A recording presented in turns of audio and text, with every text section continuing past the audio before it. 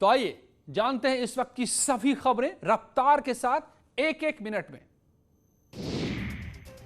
वाराणसी दौरे पर पीएम मोदी ने काशी और पूर्वांचल के लोगों को 1500 करोड़ रुपए से ज्यादा की योजनाओं की सौगात दी। पीएम ने 1583 करोड़ रुपए की करीब 78 परियोजनाओं का उद्घाटन किया। इसके साथ ही पीएम मोदी ने आज एमसीएच विंग का भी उद्घाटन किया। इस विंग में महिलाओं और बच्चों के लिए विशेष इलाज की व्यवस्था की गई है। साथ ही पीएम मोदी ने इस विंग का जब उद्घाटन किया तो यहाँ मौजूद डॉक्टर से काफी देर तक बात की। इसके बाद पीएम ने रुद्राक्ष कन्वेंशन सेंटर का भी उद्घाटन किया। इंटरनेशनल कन्वेंशन सेंटर रुद्राक्ष भी पूरी दुनिया को आपसी प्रेम, कला और संस्कृति के जरिए जोड़ने का एक माध्यम बनेगा। और काशी का तो बात ही क्या, काशी तो वैसे भी दुनिया का सबसे प्राचीन जीवंत शहर है। शिव से लेकर सारनाथ में भगवान बुद्ध तक काशी ने अध्यात्म के साथ साथ कला और संस्कृति को सदियों से संजो कर रखा है। जापान के सहयोग से तैयार ये कन्वेंशन सेंटर अत्याधुनिक खूबियों से लैस है। वहीं पीएम मोदी ने कन्वेंशन सेंटर के उद्घाटन से पहले इसके परिसर में रुद्राक्ष का पौधा भी लगाया था। पीएम मोदी ने अपने दौरे के दौरान बीएचयू के आईटी ग्राउंड में जनसभा को संबोधित भी किया। पीएम ने अपने संबोधन में सीएम योगी की जमकर तारीफ की तो इशारों ही इशारों में विपक्ष पर निशाना भी साधा। उन्होंने कहा कि पहले यूपी में माफिया राज था लेकिन अब कानून का राज है। पीएम ने कहा कि पहले यूपी में भाई भतीजावाद हावी था लेकिन अब ऐसा नहीं है। ऐसा नहीं है कि 2017 से पहले यूपी के लिए योजनाएं नहीं आती थी, पैसा नहीं भेजा जाता था। तब भी 2014 में हमें सेवा करने का मौका मिला, तब भी दिल्ली से इतने ही तेज प्रयास होते थे, लेकिन तब लखनऊ में उनमें रोड़ा लग जाता था। पीएम मोदी ने अपने संबोधन में यह भी कहा कि पहले यूपी में माफिया राज रहता था, भाई भतीजावाद हावी था, विकास के काम में रोड़े अटकाए जाते थे, लेकिन अब ऐसा यूपी में बिल्कुल नहीं होता। पीएम मोदी ने बीएचयू में अपने संबोधन के दौरान मुख्यमंत्री योगी आदित्यनाथ की तारीफ की।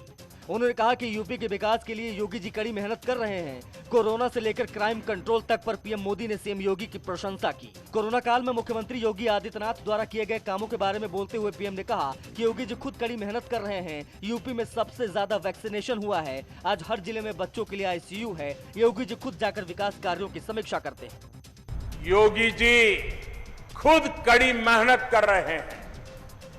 काशी के लोग तो देखते ही हैं कैसे योगी जी लगातार यहां आते हैं, एक एक विकास योजना की समीक्षा करते हैं।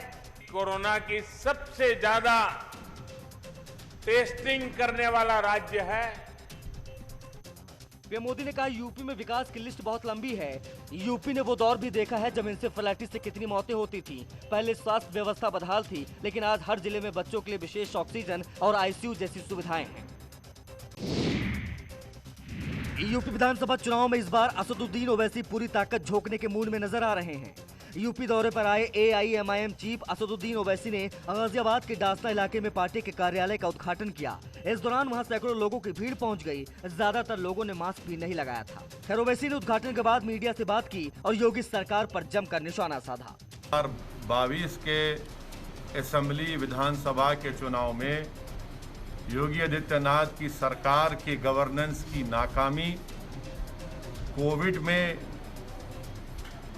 उत्तर प्रदेश की जनता को यतीम और यसीर बनाकर छोड़ देना और इस बात का उनको एहसास दिला देना कि योगी आदित्यनाथ की सरकार तुम्हारे साथ नहीं खड़ी है और मिसगवर्नेंस इतना है कि जेल में जाकर किसी की हत्या की जाती है।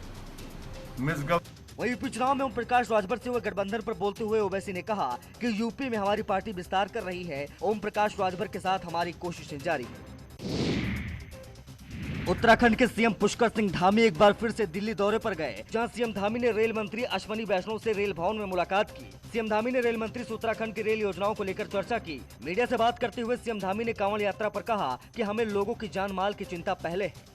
देखिए बहुत सारी रेलवे की जो परियोजनाएं हमारे यहाँ चल रही हैं उन्हीं योजनाओं की जो आगे और प्रगति होनी है उसके संबंध में बातें हुई है। और 2-3 जो हमारी जो देवबंद रुड़की रेलवे लाइन है, हमारी ऋषिकेश देहरादून डोईवाला रेलवे लाइन है, हरिद्वार से जो देहरादून की रेलवे लाइन है, और साथ में टनकपुर बागेश्वर जो कि हमारा सामरिक रूप से बहुत ही महत्व का स्थान है वहाँ के लिए, क्योंकि देश के सुरक्षा नीति के हिसाब से भी और जो है हमारी सामरिक दृष्टि से। बता दें कि कोरोना को देखते हुए सीएम पुष्कर सिंह धामी ने उत्तराखंड में कांवड़ यात्रा को इस साल भी मंजूरी नहीं दी है।